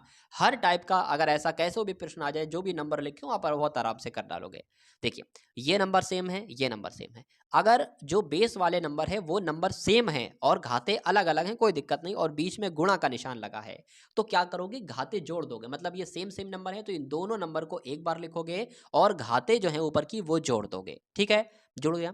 ये भाग का निशान लगा था, भाग लगा दिया। अब साथियों 3 की घात कितनी थी, 8 थी, यानी कि जो हमारे पास साथियों बनकर आता है वो 3 की घात 11 भाग 8 की घात, सॉरी 3 की घात 8। ठीक है, 3 की घात कितनी हो जाएगी, 8 हो जाएगी। अभी मैंने आपको बताया था कि नंबर अगर सेम हो और गुणा का निशान हो तो घातें जुड़ जाती हैं, लेकिन अगर नंबर सेम हो और भाग का निशान हो तो घातें माइनस हो जाती हैं। तो अब अगली स्टेप क्या आएगी साथियों, 3 की घात 11 माइनस 8। ठीक है, अगर नंबर सेम होंगे और गुणा लगा होगा तो घातें जुड़ जाएंगी, नंबर सेम होंगे और भाग का निशान होगा तो घातें माइनस हो जाएंगी। तो 3 की घात साथियों कितनी आ जाएगी, 3 की घात 3 आ जाएगी, यानी कि 3 गुणा 3 गुणा 3, 3 को 3 बार लिखना है, और 3 3 9, 9 3 27। इसलिए आंसर आपका किस ऑप्शन के साथ जाएगा, 27 वाले ऑप्शन के साथ जाएगा, और जिनका आंसर यहाँ पर डी है तो बिल्कुल करेक्ट है। 24 36 40 का लघुत्तम समापवर्तक आपसे पूछा जा रहा है, क्या हो सकता है। तो सिंपल से साथियों, सिंपल तरीके से हम लोग करेंगे, 24 लिख लेंगे, 36 लिख लेंगे, 40 लिख लेंगे, और इसका एलसीएम निकाल देंगे।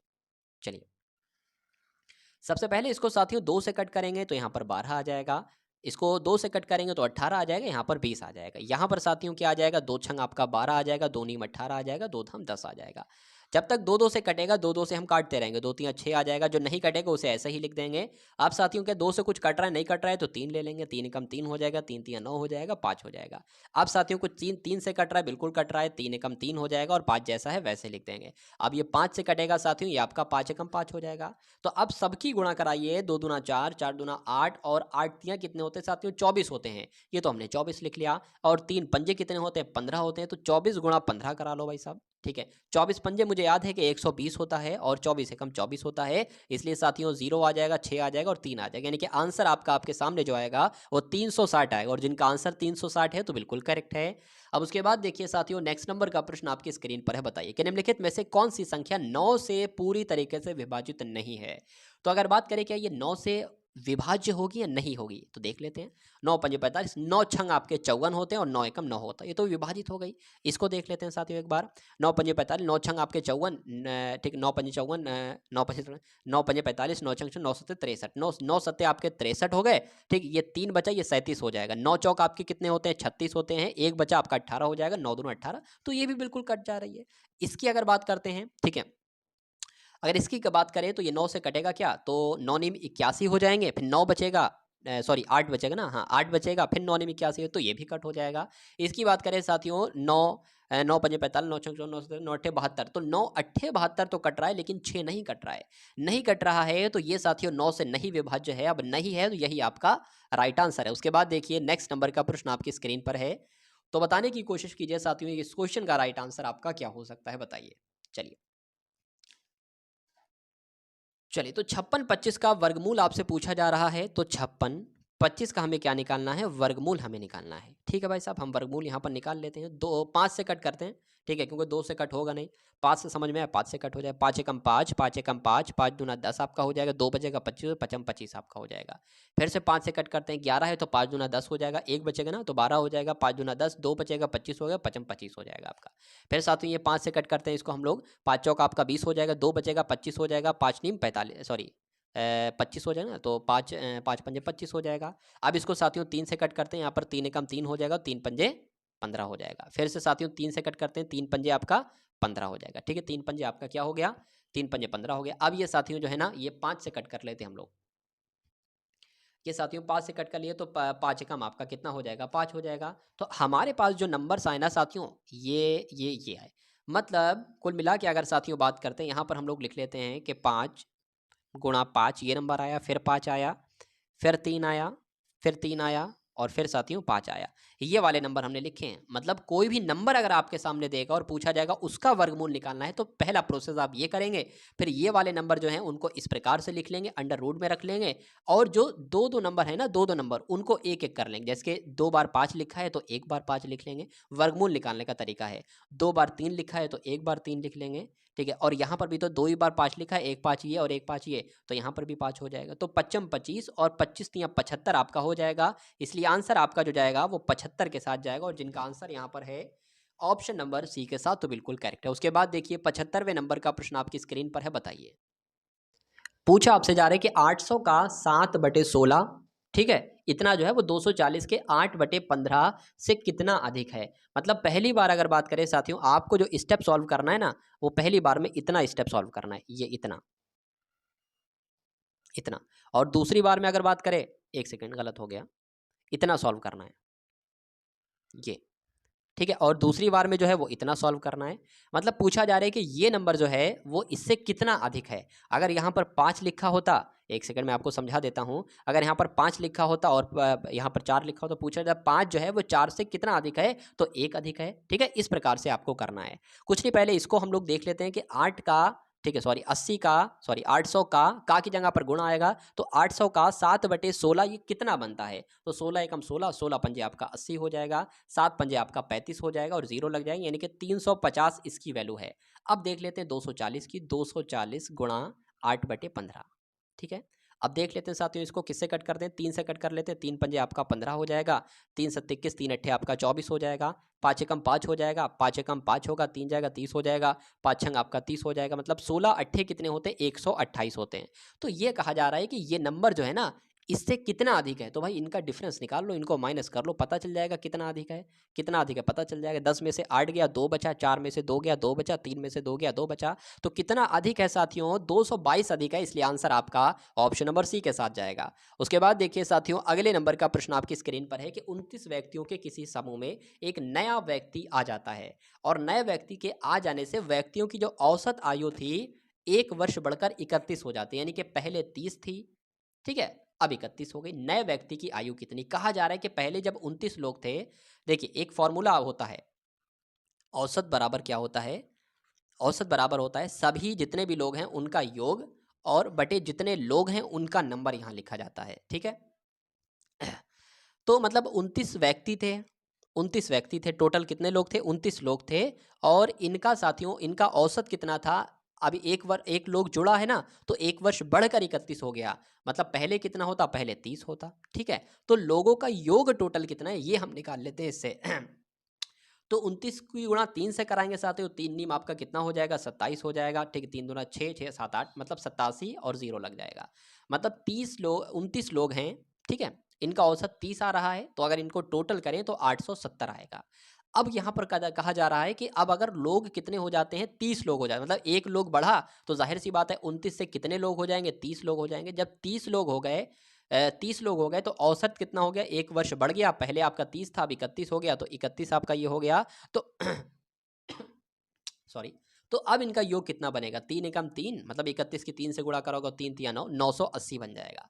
मतलब जब 29 लोग थे तो योग था 870, जब एक बढ़ गए 30 लोग हो गए तो योग हो गया 930। तो यही तो पूछा जा रहा है, नए व्यक्ति की जो आयु होगी ना, वो क्या 930 में से साथियों घटा लेंगे 870 को। इसको घटा लो भाई, ठीक है। 0 आ गया, 13 में से जब 7 जाएगा तो आपका ये 6 आ गया, ठीक है। 60 आ जाएगा, मतलब आंसर आपका जो जाएगा वो 60 वर्ष के साथ जाएगा, और जिनका आंसर यहाँ पर है ऑप्शन नंबर बी, तो बिल्कुल करेक्ट है। उसके बाद देखिए साथियों, नेक्स्ट नंबर का प्रश्न आपकी स्क्रीन पर है। 200 लीटर दूध एवं पानी के मिश्रण में, मतलब एक टैंक है, कुछ भी है, मान लीजिए 200 लीटर है, ठीक है। इसमें दूध भी है और पानी भी है, इनका मिश्रण है पूरा, दूध भी है और पानी भी है, इनके मिश्रण में दूध और पानी का अनुपात जो है, मतलब अगर दूध 9 है तो पानी 1 है, दूध अगर 9 किलो है तो पानी 1 किलो है, ऐसे कहा जा सकता है। मिश्रण में दूध की मात्रा कितनी है, हम निकालेंगे मिश्रण में दूध की मात्रा कितनी है, मिश्रण में पानी की मात्रा कितनी है, ठीक है। चलिए, तो कुछ नहीं करना है, सबसे पहले दूध की मात्रा पूछिए, दूध की मात्रा 9 है, तो 200 तो कुल मिला के दूध है, 9 किसकी निकालना है, 9 की निकालना है। टोटल कितना है, मतलब ये टोटल जो है वो 10 है ना, तो यहाँ पर नीचे आ जाएगा। ये क्या निकलेगा साथियों, ये दूध कितना है आखिर, ये निकलेगा टैंक में आज। तो इस जीरो से ये जीरो कैंसिल, 9 दूना 18, यानी कि 180 लीटर तो क्या हो गया साथियों, दूध हो गया। तो अब पानी कितना निकलना चाहिए, पानी 20 निकलना चाहिए। लेकिन अगर दूसरे तरीके से निकाले तो कैसे निकालेंगे, 200 लीटर कुल दूध है, पानी का अनुपात 1 है तो 1 लिख देंगे, नीचे टोटल वैल्यू कितनी आएगी दोनों की, 10 आएगी तो 10 लिख देंगे, ठीक है। इस जीरो से ये जीरो कट जाएगा, 20 से कम 20 हो जाएगा, यानी कि 20 साथियों क्या निकलेगा, 20 आपका निकलेगा पानी। तो 180 लीटर दूध हो गया, 20 पानी हो गया, कुल मिला के साथियों 200 लीटर ही हो गया। तो कुल मिला के दूध पूछा था, दूध तो 180 लीटर है, इसलिए आंसर आपका ऑप्शन नंबर डी हो जाता है। अब उसके बाद देखिए नेक्स्ट नंबर का प्रश्न आपकी स्क्रीन पर है। चलिए, पूछा आपसे जा रहा है कि एक बस दो स्थानों के बीच की 504 किलोमीटर की दूरी है, इसको 4.5 घंटे में तय कर लेता है। मतलब एक दूरी है, ठीक है, इसकी दूरी कितनी है, 504 किलोमीटर की दूरी है, और इसको कितने समय में तय कर लेता है, 4.5 घंटे में तय कर लेता है। तो चाल आपसे पूछा जा रहा है। चाल बराबर साथियों क्या होता है, चाल बराबर होती है दूरी अपॉन में समय बटे समय। तो दूरी कितनी है साथियों, दूरी तो साथियों आपकी ये 504 किलोमीटर, और समय कितना है 4.5 घंटे, तो 4.5, यानी कि पॉइंट हटेगा साथियों, ये जीरो बढ़ जाएगा। 5 से कट कर लेते हैं, 5 नीम आपका 45, 5 एकम 5, जीरो लग गया, ठीक है। अब जब डबल नंबर को एक साथ कट करते हैं ना, तो एक जीरो बढ़ा लेते हैं, तो 5 अट्ठे 40 आपका हो गया, ठीक है। 9 की अगर बात करें, 9 एकम 9, 9 एकम 9 हो जाएगा, एक लग जाएगा 10 हो जाएगा उधर, 9 एकम 9 हो जाएगा, फिर एक लग जाएगा 18 हो जाएगा, 9 दूना 18, यानी कि साथियों 112 किलोमीटर इस क्वेश्चन का राइट आंसर आ जाएगा। 112 किलोमीटर प्रति घंटा की चाल इस क्वेश्चन का राइट आंसर आ जाएगा। उसके बाद देखिए साथियों, नेक्स्ट नंबर का प्रश्न आपकी स्क्रीन पर है कि 10 पैसे 1 रुपए का कितना प्रतिशत है। अगर मैं आपको कहूं साथियों 50 पैसे 1 रुपए का कितना प्रतिशत है, तो आप बता दोगे 50% है। लेकिन 10 पैसे की अगर बात करें तो कितना होगा, ये मैं आपको बता देता हूँ। किसका प्रतिशत निकालना है, 10 पैसे का प्रतिशत निकालना है, गुणा 100 लगाया जाता है, और नीचे कितना है साथियों, 1 रुपया है ना, तो 1 रुपए में 100 पैसे होते हैं, इसलिए 100 पैसे लिख दिए। अरे भाई पैसा इसको बदलना है ना, पैसा, तो इसको भी पैसे में ही बदलना पड़ेगा, इसलिए 100 से कुल मिला के 100 कट जाएगा, 10 आ जाएगा, और यही साथियों क्या हो जाएगा, यही आपका प्रतिशत हो जाएगा, इसलिए आंसर आपका बी। दोस्तों एक क्वेश्चन आप सभी लोगों के लिए है, इसका कौन सा आंसर सही होगा कमेंट बॉक्स में ज़रूर बताएं।